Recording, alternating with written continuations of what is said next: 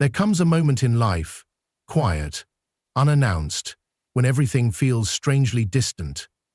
You still show up to your routines, you still smile in conversations, but something inside you has shifted.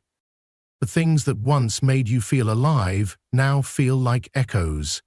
The urgency is gone, the thrill is gone. Even your reflection in the mirror feels unfamiliar, like you've been playing a role that no longer belongs to you.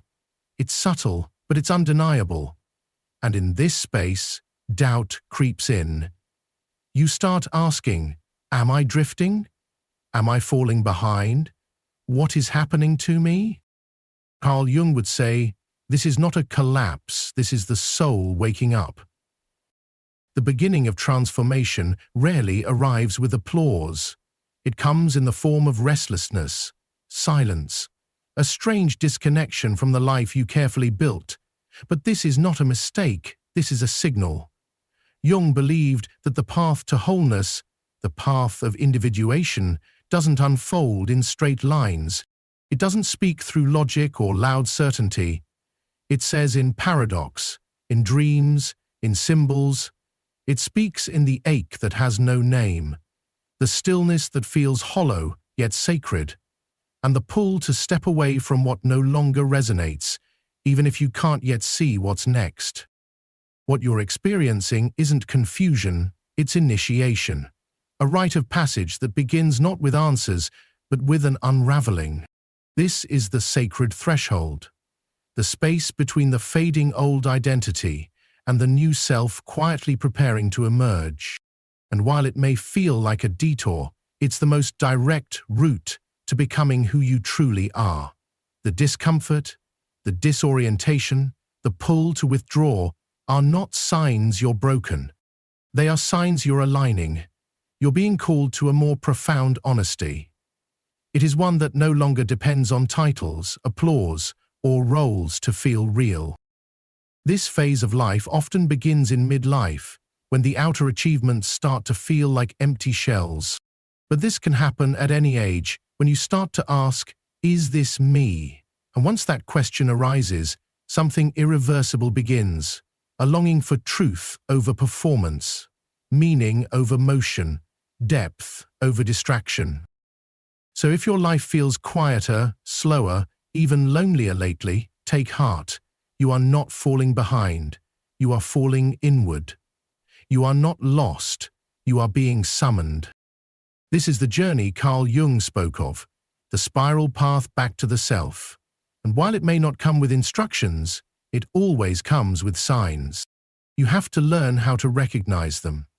Because the path is not always visible, but it is always felt. And if you're feeling it now, don't run, don't try to fix it, just listen. You're not ending, you're becoming, and the becoming has already begun.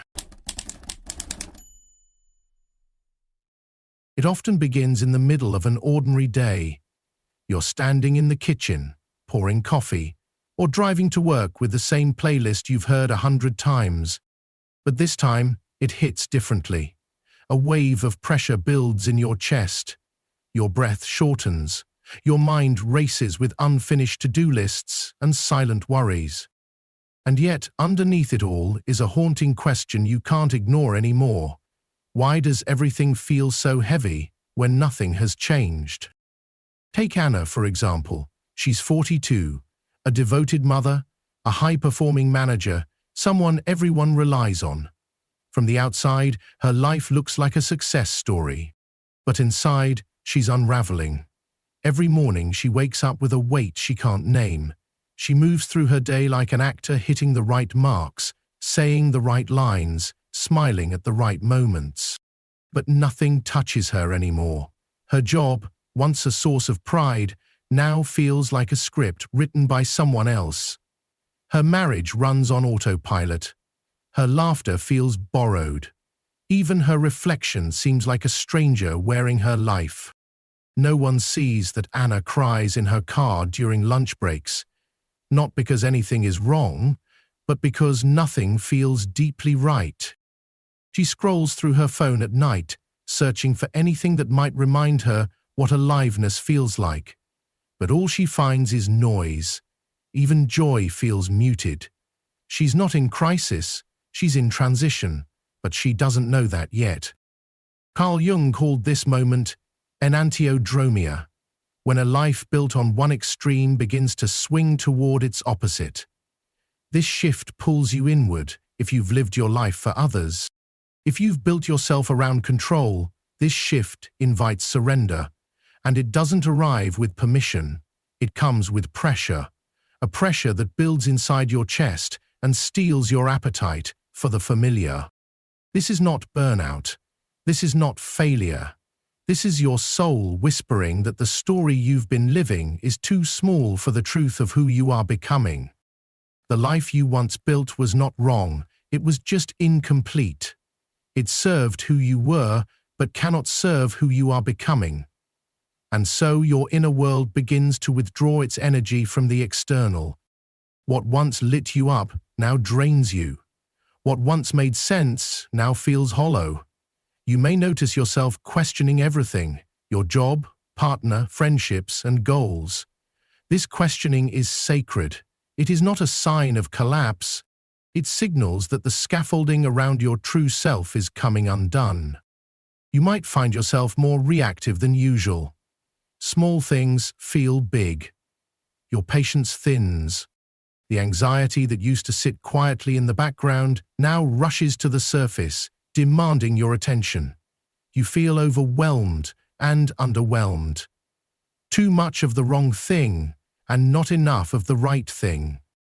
This emotional fragmentation can be terrifying. You wonder if you're going backward, if you're becoming someone unreliable or unstable. But you are not breaking down, you are breaking open. The self you constructed, the one who kept it all together, is no longer enough to contain your emerging truth. And while the ego clings to structure, the soul seeks spaciousness. So the unraveling begins, not to destroy, but to rebuild. Not to erase who you were, but to expand who you are. If you feel this discontent rising, don't numb it. Please don't rush to fix it with new goals or distractions. Let it rise. Let it speak. Sit with it, like an old friend who has come bearing the truth. Let the ache guide you inward. Because when the life you built no longer feeds you, it's not a mistake, it's a message. You are not losing your life, you are being asked to grow out of it. This is the first sign, and though it may feel like emptiness, it's the soil where your next self will take root. Stay with it. Listen closely.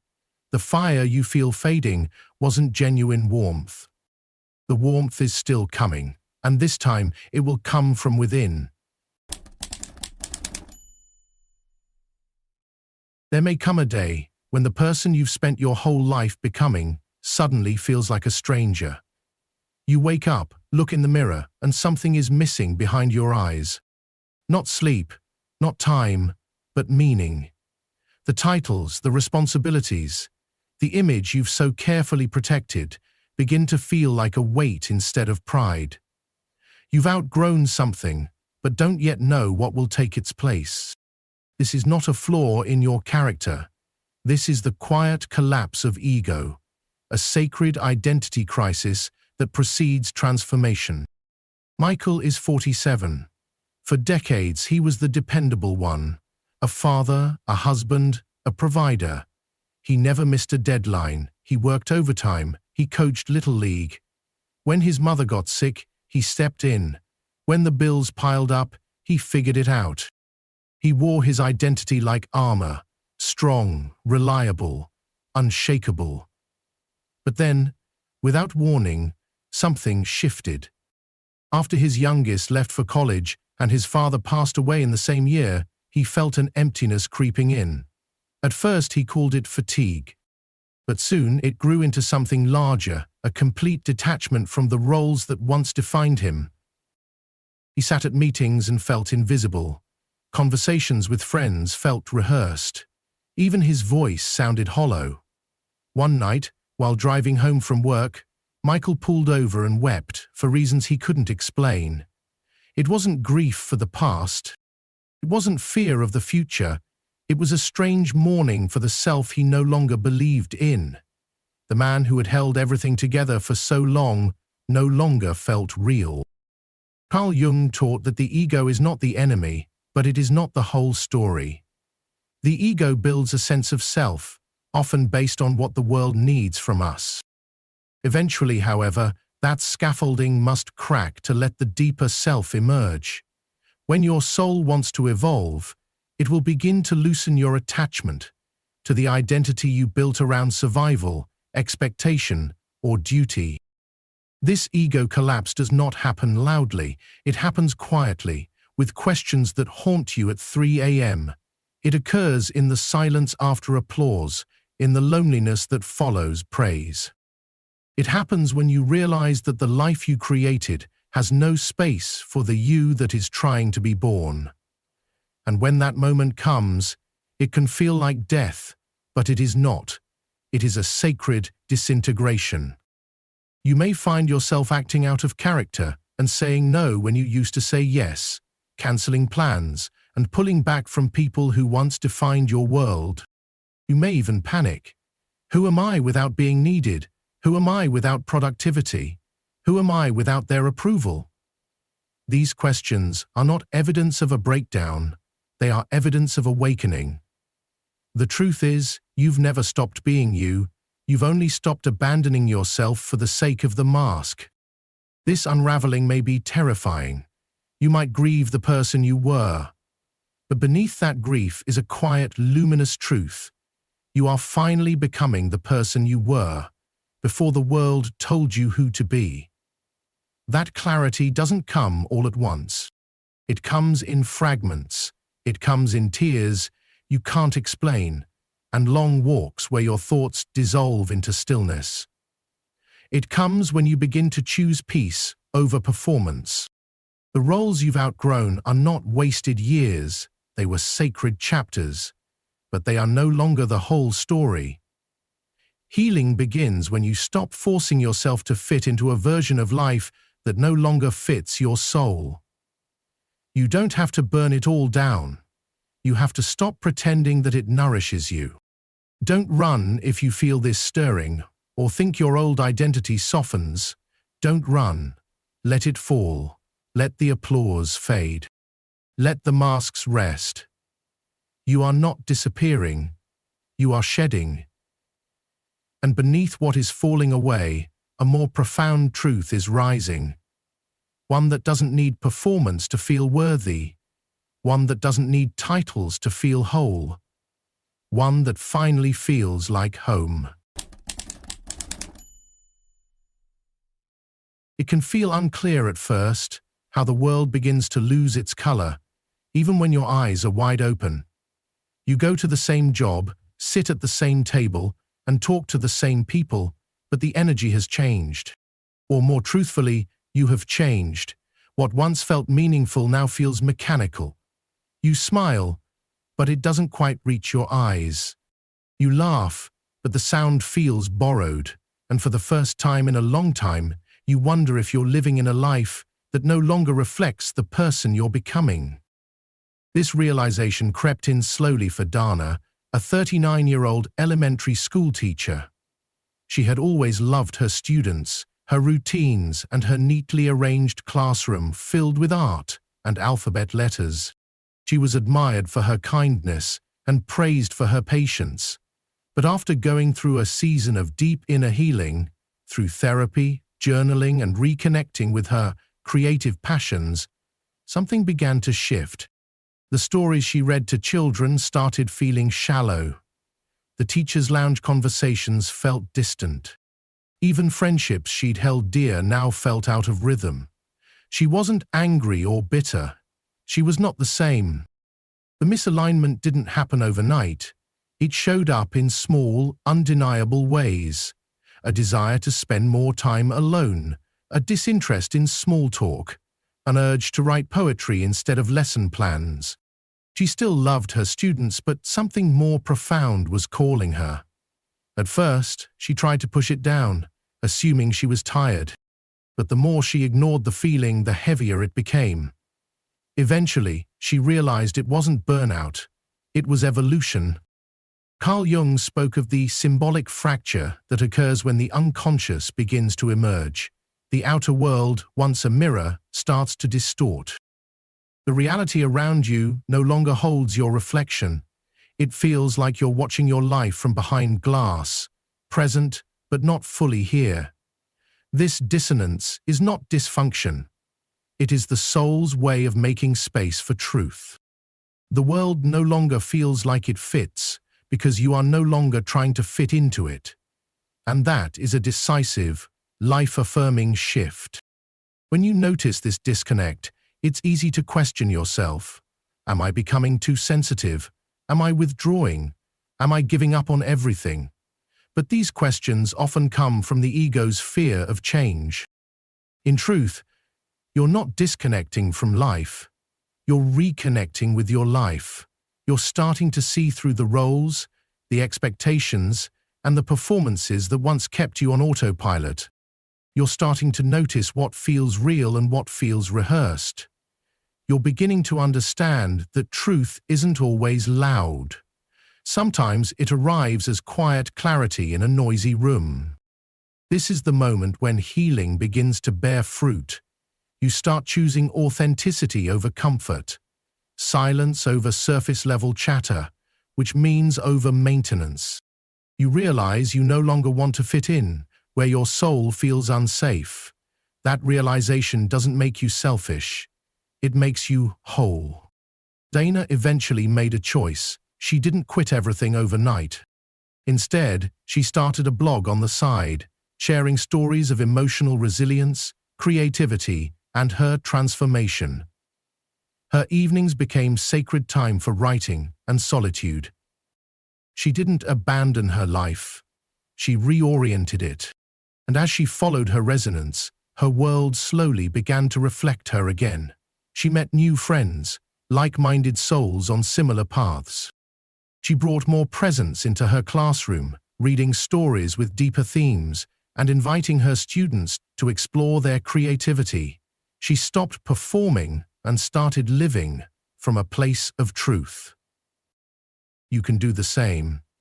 You don't have to burn your life down to become who you are. You have to stop pretending it still fits if it doesn't. The disconnect is not a problem. It is a portal, a space between the person you were and the person you are becoming. When the outer world no longer mirrors the inner, it is not a sign that you're lost. It is a sign that you're being found.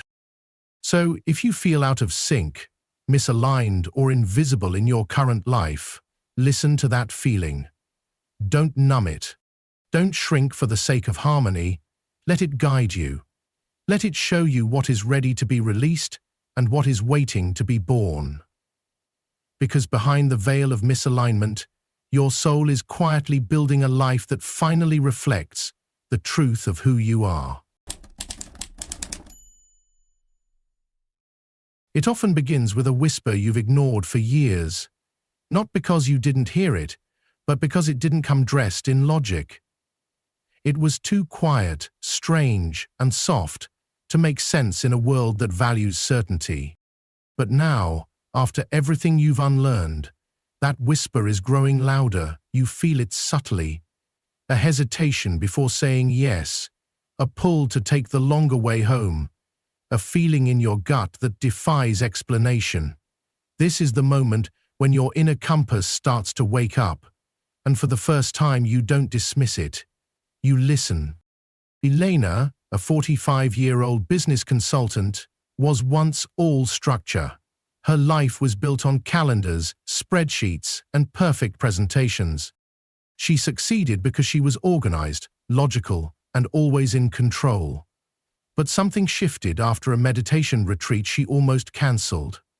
She couldn't justify going. Too many deadlines. Too many reasons to stay. But her body felt something she couldn't explain. A pull, a quiet insistence. She went. Nothing dramatic happened there. No breakdowns, no revelations. Just a quiet walk at sunrise and a sudden, overwhelming sense that something in her life was too loud, rigid, and disconnected. For the first time in years, she felt silence that didn't demand anything from her. And in that silence, she heard herself again. When she returned home, her choices changed. She began waking up without alarms, letting her body decide. She stopped responding to emails immediately. She lit candles in the evening without needing a reason. She began journaling, not about her schedule, but about her dreams, about images that came to her without context. Her routines slowed, her wardrobe softened. Her smile became less rehearsed. Something in her had shifted from control to connection. Carl Jung called this living symbolic. It means your life stops being a performance and starts becoming a response to what feels real. You no longer move forward just because you should. You begin listening for what resonates. A phrase in a book, a moment of stillness, a gut feeling you can't trace. These are not random. They are part of a deeper dialogue with your soul. This doesn't mean abandoning structure. It means no longer being ruled by it. You stop obsessing over what's next and start honoring what's now.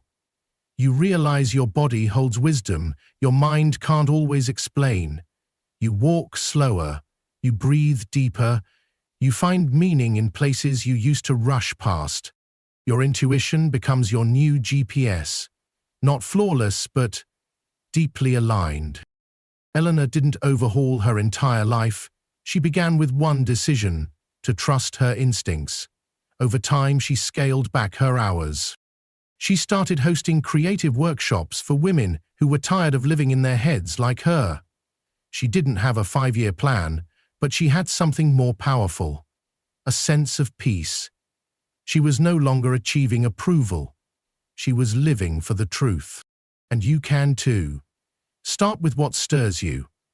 Light the candle for no reason. Walk without knowing where you're going. Listen to what feels alive instead of what sounds logical. You are not drifting. You are reorienting to something ancient inside you.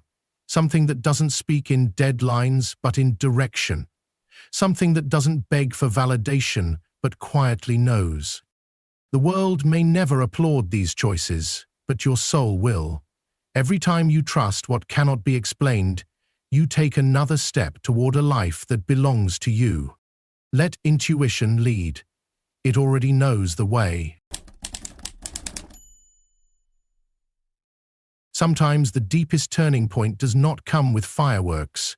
It comes in the form of stillness that no longer feels like loneliness. It arrives in the quiet moment. You realize that something inside you has changed, not through force, but through surrender. The questions that once haunted you begin to soften. You are not rushing to fix or prove or earn anything anymore. You are here, breathing differently, listening more gently, and feeling safe in your presence for the first time. This is the moment when the deepest self begins to awaken. For Jordan, a 51-year-old architect who spent decades building cities, it was a moment in the garden that changed everything. After a health scare forced him to take leave from his demanding career, he found himself sitting in the backyard one morning, surrounded by things he had long ignored: birdsong, soil texture, and the way the sunlight moved through trees. He sat there for hours, not because he was avoiding work, but because something within him had no desire to move. For the first time in years, he felt his breath instead of managing it. He wasn't chasing time, he was inhabiting it. That day, Jordan didn't return to the blueprint on his desk. He picked up a pencil and drew a single oak leaf. One line, then another. Not for a project, not for a deadline, but because something inside wanted to speak in simplicity. He said, "That was the first moment I felt at home inside myself." It was not dramatic, but it was sacred. Carl Jung described this emergence as the threshold, the space where ego loosens and the self begins to surface, not with noise, but presence. The old identities you carried, the achiever, the fixer, the pleaser, have fallen silent. And in their place comes something raw and honest. A softness you once resisted now feels like strength. A silence you once feared now feels like freedom. This shift is not a destination. It is a sacred arrival. You begin to light candles not to fix the darkness, but to honor the light already within. You write not to impress or analyze, but to feel your soul stretch across the page. You notice the emotion behind your tears without trying to stop them. Your emotional landscape deepens, not in chaos, but in clarity. You start saying things like, "I don't know, but I trust," and you mean it. Your rhythm changes. The people who once stirred your anxiety begin to fade without conflict. The ambitions that once consumed you dissolve into something quieter. Presence, ritual, simplicity. You become curious about the version of yourself you're meeting each morning. You sense you are walking alongside something ancient, something that has waited patiently for you to slow down enough to hear it. Jordan eventually stepped away from full-time architecture. He didn't abandon his craft. He is just no longer built for approval. He now creates sacred spaces, quiet homes and meditation rooms designed with light, air, and intention. He teaches younger architects not just how to construct buildings, but how to build stillness into the walls. His work became his worship. His life became his message.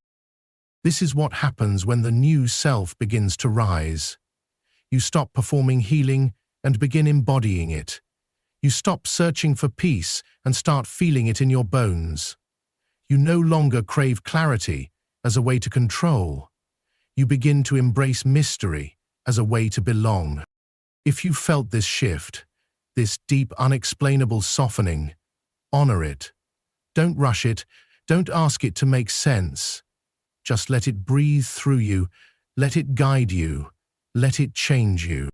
Because when the self awakens, the world no longer feels like something to conquer. It feels like something to meet, moment by moment, with open hands, with steady breath, with the quiet confidence of someone who is no longer becoming, but being. This is the sacred threshold where many turn around, not because they are weak, but because the silence becomes too unfamiliar and the stillness is too exposed. It is tempting to rebuild the old life, to step back into the roles that once offered a sense of safety. But if you've felt the signs, if something in your chest has stirred, the world's noise has begun to sound hollow, or a deeper voice within has started to whisper, you are not unraveling. You are transforming. Carl Jung taught that the unconscious prepares the way before the new self can emerge. It begins in subtle fractures, in the ache of misalignment, in the beauty of no longer fitting where you once belonged. These are not signs that you're lost. They are evidence that your soul is clearing space. You are being stripped of what is false, so that what is eternal in you can rise. There is nothing to force, nothing to fix. This path does not demand perfection, it asks only for presence. Stay with the discomfort, stay with the longing, stay with the strange, quiet peace that now feels more honest than anything you used to chase.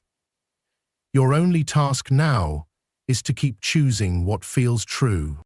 You do not need to explain your becoming to anyone. It will show in the way you walk, in the way you breathe, in the way your presence begins to speak without words. Your life no longer has to be a performance. It can be a prayer. So light a candle tonight, not for answers, but for reverence. Write something with no audience in mind. Stand in the mirror and thank the version of you who carried you this far. And then, gently, let them go. You are not going back, you are becoming. You are not lost, you are arriving. And even if no one else sees it, trust that something holy is unfolding within you. Keep walking, keep listening, keep softening. You are not alone. And you are not, of course. You are closer than you think. If this message stirred something inside you, don't stop here. The next video will take you deeper into healing, growth, and self-discovery. It might just be the breakthrough your soul has been waiting for. Tap into it now. Hit subscribe, turn on notifications, and join a community committed to truth, transformation, and real inner change. You're not alone on this path. I'll meet you in the following video, where we continue becoming who we were always meant to be.